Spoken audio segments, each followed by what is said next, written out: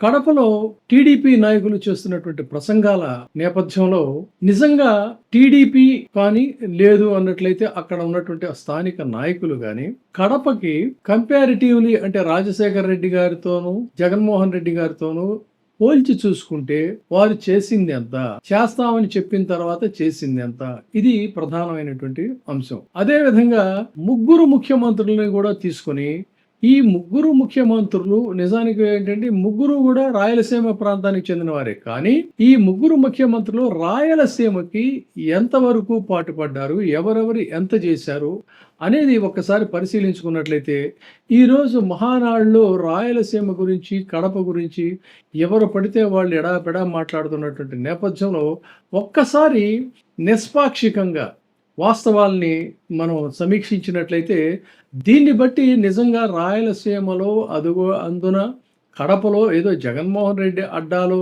మీరు మీటింగ్ పెడుతున్నారనేటువంటి మీకు ఒక మానసిక ఆనందం తప్ప నిజంగా నైతికంగా కడపలో ఈ విజయోత్సాహానికి సంబంధించి మహానాడు నిర్వహించేటువంటి ఒక నైతికత తెలుగుదేశం పార్టీకి ఉందా అనేటువంటి ప్రశ్న ఈ వివరాలని చూసిన తర్వాత నేను వీక్షకులకే వదిలేస్తున్నాను. డాక్టర్ వైఎస్ రాజశేఖర రెడ్డి గారు ఆయన 2004 నుంచి 2009 వరకు కూడా పనిచేశారు.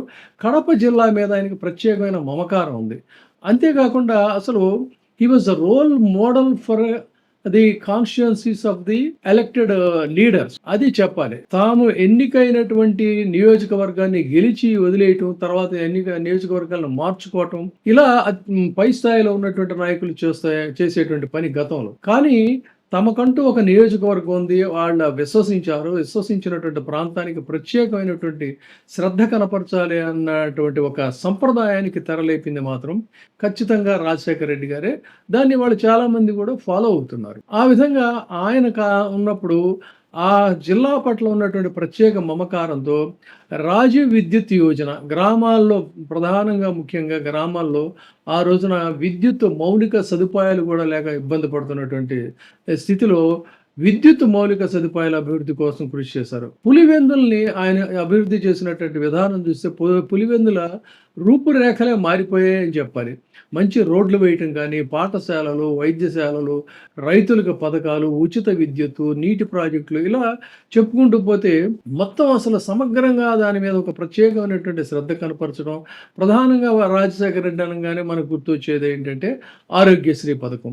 ఈ ఆరోగ్యశ్రీ పథకాన్ని ప్రారంభించి ప్రత్యేక శ్రద్ధ తీసుకోవటం, తర్వాత అక్కడ మెరుగైనటువంటి వైద్య సేవలు నిర్వహించడం కోసం తనకు సంబంధించినటువంటి వాళ్ళని ఆ పనులకు పురమాయించడం, తర్వాత వేమన యూనివర్సిటీ స్థాపనకి పునాది వేసింది ఆయన. ఆ వేమన యూనివర్సిటీకి మ్యాక్సిమం బ్రహ్మాండమైనటువంటి శాంక్షన్స్ కూడా నేను స్వయంగా యూనివర్సిటీని కూడా పరిశీలించాను. స్వల్ప వ్యవధిలో అత్యద్భుతంగా డెవలప్ అయినటువంటి యూనివర్సిటీ కూడా వేమన యూనివర్సిటీ అని చెప్పారు. ఇక రాజశేఖర రెడ్డి అనగానే ఆనాటి ఆంధ్రప్రదేశ్కి కానీ ఇప్పటి స్ఫూర్తికి కానీ ముఖ్యంగా గుర్తుకొచ్చేది ఏంటి అన్నట్లయితే జలయజ్ఞం పథకాలు. జలయజ్ఞానికి సంబంధించి రాజశేఖర రెడ్డి గారి చరిత్రను విడదీసి చూడలేం. ఆయన హయాంలో జలయజ్ఞం వంటి పథకాల కింద అనేక నీటి ప్రాజెక్టులకు శ్రీకారం చుట్టారు. కడప జిల్లాలో ప్రత్యేకంగా చెప్పుకోవాలంటే గండికోట, వెలుగోడు ప్రాజెక్టులు, బ్రహ్మం సాగర్ వంటి ప్రాజెక్టులు, వీటన్నిటికీ కూడా అత్యధికమైనటువంటి ప్రాధాన్యం ఇచ్చారు ఆయన. ఒకవైపు ఆరోగ్యం, ఒకవైపు నీరు, ఒకవైపు విద్య, ఈ మూడింటికి కూడా ఆయన అత్యధికమైనటువంటి ప్రాధాన్యం ఇచ్చి ముఖ్యంగా పొదుపు సంఘాలకు సంబంధించి పావలా వడ్డీ, డ్వాక్రా మహిళలకి ఆర్థిక చేయూతనివ్వాలని చెప్పని ఆయన విశేషమైనటువంటి కృషి చేశారు. వృద్ధులకి, వితంతువులకి, వికలాంగులకి పెన్షన్లు అందించారు. ఆ విధంగా ఇవన్నీ కూడా తర్వాత కడప డెంటల్ యూనివర్సిటీ లాంటివి కడపలో ఏర్పాటు చేయడానికి ట్రై చేశారు. ఈ విధంగా ఒక ప్రత్యేకమైనటువంటి శ్రద్ధ కనపరిచి సర్వతోముఖంగా దీన్ని అభివృద్ధి చేయాలని నిరంతరం పాటుపడినటువంటి ముఖ్యమంత్రి ఎవరు ఉన్నట్లయితే ఖచ్చితంగా రాజశేఖర రెడ్డి గారని చెప్పాలి. మరి చంద్రబాబు నాయుడు గారు కూడా చాలా కాలం పరిపాలించారు కదా రాష్ట్రాన్ని. మరి వారి కాలంలో ఎంతవరకు ఇది డెవలప్ అయింది అన్నట్లయితే రీసెంట్గా కూడా ఆయన చాలా హామీలు ఇచ్చారు. మరి గోదావరి బనకచర్ల ప్రాజెక్టు హామీ, అది పోలవరం ద్వారా నీటిని రాయలసీమకి మళ్ళిస్తామని చెప్పి అన్నారు. ఎప్పుడు మళ్ళిస్తారు? ఆ పనులు ఎలా నడుస్తున్నాయి? ఏ స్థాయిలో నడుస్తున్నాయి? ఒకసారి వెళ్లి చూడొచ్చు. తర్వాత విద్యుత్ ఉత్పత్తి కేంద్రాలు పెడతామని చెప్పని, రాయలసీమని గ్రీన్ ఎనర్జీ హబ్‌గా మారుస్తామని చెప్పి అన్నారు. ఏంటి దాని యొక్క పరిస్థితి ఏంటి? ఏం జరుగుతుందక్కడ? ఒక్కసారి అక్కడికెళ్లి ప్రత్యక్షంగా ఎవరైనా సరే చూడొచ్చు. సో, కడపకి సంబంధించినటువంటి కార్యక్రమాలు పోల్చి చూసుకుంటే, అత్యంత రాష్ట్రంలో ఆయన ఏ నియోజకవర్గాలకి ఎంతెంత ఇంపార్టెన్స్ ఇచ్చారో చూసుకుంటే, లీస్ట్ ప్రయారిటీ ఏదన్నా ఉంది అన్నట్లయితే అది పూర్తిగా కడప అనేటువంటిది రాజకీయ పరిశీలకులకు గానీ, జర్నలిస్టులకు గానీ, ఆర్థికవేత్తలకు గానీ స్పష్టంగా తెలిసినటువంటి కఠోర సత్యం ఇది. దీన్ని ఎవరు కాదనేటువంటిది లేదు. ఆ విధంగా ఆయన దృష్టంతా అప్పట్లో హైదరాబాద్ మీద, ఇప్పుడు అనంతర కాలంలో ఇప్పుడు అమరావతి మీదే తప్ప, నిజాయితీగా అందులో ఆయన కాన్సంట్రేట్ చేస్తున్నటువంటి పర్సెంటేజ్‌లో రాయలసీమ మీద ఎంత ఎంత శాతం కాన్సంట్రేట్ చేశారు? అసలు కడప మీద ఏమైనా కనీసం 5% అయినా సరే ఈయన కాన్సంట్రేట్ చేశారా అనేది చెప్పాలి. ముఖ్యంగా ఇంకొకటేంటంటే, వాళ్ళు చాలా వాపోయారు. రాజకీయాలకిను, విద్యా సంస్థలకి సంబంధం ఏంటండి? ఈ యూనివర్సిటీ ఇప్పుడిప్పుడు ఎదవుతూ ఉంటే అని చెప్పని, వేమన యూనివర్సిటీ అభివృద్ధికి నిధుల్ని గూడా ఈయన ఆపేసేశారని చెప్పని విద్యావేత్తలే ఆ రోజున వాపోయినటువంటి పరిస్థితి గూడా నాకు స్వయంగా చెప్పారు. నేనప్పుడు ఆ యూనివర్సిటీని విజిట్ చేసినప్పుడు. సో, ఇది కడపకి సంబంధించి గాని, రాయలసీమకి సంబంధించి గాని. ఆ తర్వాత చాలా స్పష్టంగా ఇప్పుడు కడపలో వీళ్ళు కూడా మాట్లాడుతూనే ఉన్నారు. పులివెందుల వంటి ప్రాంతాలను పూర్తిగా విస్మరించినటువంటి ముఖ్యమంత్రి ఎవరైనా ఉన్నారు అనంటే, అది కేవలం చంద్రబాబు నాయుడు గారే అని చెప్తున్నారు. తర్వాత ఈ కడప ఉక్కు కర్మాగారం. కడప ఉక్కు కర్మాగారం 20,00,00,000తో ఉక్కు కర్మాగారానికి శంకుస్థాపన జరిగిన తర్వాత 10,000 మందికి ఉద్యోగాలు ఇస్తామని చెప్పని ప్రామిస్ చేసిన తర్వాత ఏమైందది? ఏ స్థాయిలో, ఎంత స్థాయిలో నడుస్తుంది అనేది గూడా అక్కడికెళ్ళి పరిశీలించవచ్చు. ఆయన పంట సంజీవని అనేటువంటి ఒక ప్రాజెక్టు 90,753 పంట సంజీవని కుంటలు నిర్మించారు. అవి తర్వాత తదనంతర కాలంలో వాటి పరిస్థితి ఏంటి? వాటి మెయింటెనెన్స్ కోసం రూ. 285,00,00,000 ఖర్చు చేస్తే అవి ఏమైపోయినాయి అనేది గూడా మనకి తెలుసు. ఆ విధంగా ఇక మైక్రో ఇరిగేషన్ అనేది అప్పట్లో ఎంత స్థాయిలో అక్కడ అవినీతి జరిగిందనేది గూడా అప్పట్లో మీడియాలో వచ్చినాయి. సో, ఈ విధంగా చూస్తే కడప జిల్లాలో తాగునీటి అవసరాలని తీరుస్తామని చెప్పని కించిత్తు కూడా పట్టించుకోలేదు.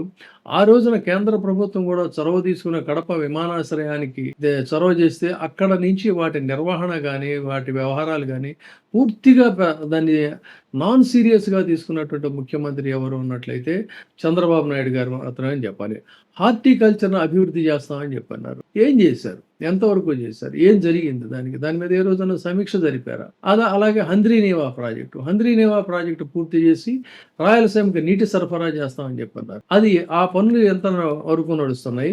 ఇటీవల కాలంలో నడిచిన మొదలుపెట్టిన అమరావతి ప్రాజెక్ట్స్‌తో పోల్చి చూసుకుంటే, మరి ఎప్పుడో ఈ ప్రాజెక్ట్ అనేటువంటిది మొదలైంది కదా! దాంతో కంపేర్ చేసుకుంటే ఎంత శాతం పనులు అక్కడ అసలు కనీసం మాత్రమైనా జరుగుతున్నాయా? ఇంత దారుణంగా రాయలసీమని పూర్తిగా నిర్లక్ష్యం చేసి, ఎన్నికల సమయంలో అనేకమైనటువంటి హామీలిచ్చి, వాటికి కూడా ఎక్కడా కూడా స్పీడప్ చేయకుండా, ఈ రోజున కడపకెళ్ళి అక్కడ మహానాడు పెట్టి, అది ఇది మొత్తం ఇక్కడ సినిమాలు చూపించేస్తాం, సంగతి చూస్తాం, అది చేస్తాం, ఇది చేస్తాం అంటే ఏం చేస్తారు? ఏం చూస్తారు? ప్రజలు గమనించడం లేదా? మరి జగన్మోహన్ రెడ్డి గారి విషయానికి జగన్మోహన్ రెడ్డి గారు ఏం చేశాడు? వాళ్ళ తండ్రి గారు ఏదైతే ప్రారంభించారో ఆ లెగసీని కంటిన్యూ చేసేటువంటి క్రమంలో కడప అంటే మొత్తం జిల్లా మొత్తం కూడా తమ కుటుంబం అనేటువంటి ఒక భావనతో ఆయన కూడా ఆ రోజున మొదలైనటువంటి ప్రాజెక్ట్స్ అన్నిటినీ కూడా తన కంటిన్యూ చేస్తూ ఉక్కు కర్మాగారం కోసం ముఖ్యమంత్రిగా ప్రమాణ స్వీకారం చేసిన తర్వాత కడప జిల్లాలో ఉక్కు కర్మాగార నిర్మాణానికి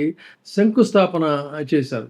తర్వాత ఆ జిల్లాల్లో ప్రత్యక్షంగా గానీ, పరోక్షంగా గానీ అనేక మందికి ఉపాధి అవకాశాలు కల్పించడానికి, రిమ్స్ అభివృద్ధికి, ఆ రిమ్స్ ప్రాంగణంలో నూతన భవనాల్ని డెవలప్ చేయడానికి, దాన్ని ఒక మెడికల్ హబ్‌గా డెవలప్ చేయాలని చెప్పని కృషి చేశారు. తర్వాత అక్కడ చిన్న మధ్య తరహా పరిశ్రమలను కూడా ప్రోత్సహిస్తామని చెప్పని, అరటి తోట పరిశోధనా కేంద్రం లాంటివి, వ్యవసాయ అనుబంధ పరిశ్రమల్ని వీటన్నిటికీ కూడా కృషి చేశారు. సాగునీటి ప్రాజెక్టుల విషయానికి వచ్చినట్టయితే గండికోట ప్రాజెక్టులో ఉన్న నీటి నిల్వ సామర్థ్యాన్ని పెంచడానికి కూడా ఆయన చొరవ తీసుకున్నారు. బ్రహ్మం సాగర్ కూడా నిండు కుండలా ఉండాలి అని చెప్పని భావించి దానికోసం చొరవ తీసుకున్నటువంటి పరిస్థితి. సింధు నది మీద లిఫ్ట్ ప్రాజెక్టు పనులకి కూడా శ్రీకారం చుట్టారు. రాజోలు ప్రాజెక్టు నిర్మాణాన్ని కూడా టేకప్ చేశారు. ఇక నవరత్నాల సంగతి తెలిసిందే.